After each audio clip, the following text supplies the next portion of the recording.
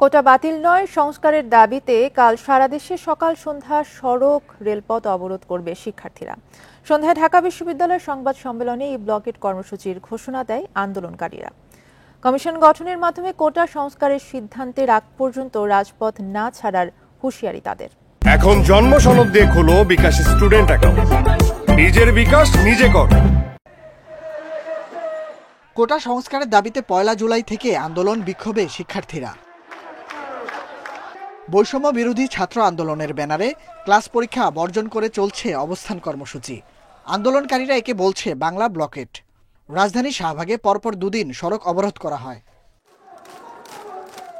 এতে 4 থেকে 5 ঘন্টা কার্যত স্থবির হয়ে পড়ে নগরীর গুরুত্বপূর্ণ পয়েন্টগুলো। দেখা দেয় তীব্র যানজট।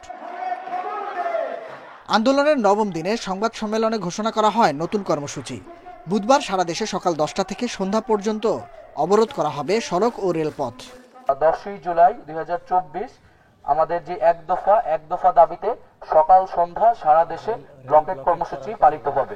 সকলে সমন্বয় করে যার যা শিক্ষা প্রতিষ্ঠানের সামনে যে গুরুত্বপূর্ণ পয়েন্টগুলো আছে সেই পয়েন্টগুলোতে আমরা অবরোধ অবস্থান কর্মসূচি শুরু করব।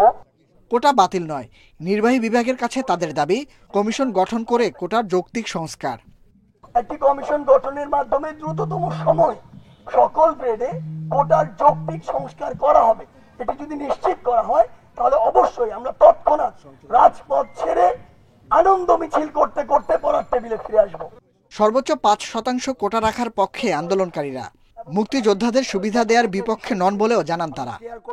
Nahid Kamal, independent news, Dhaka.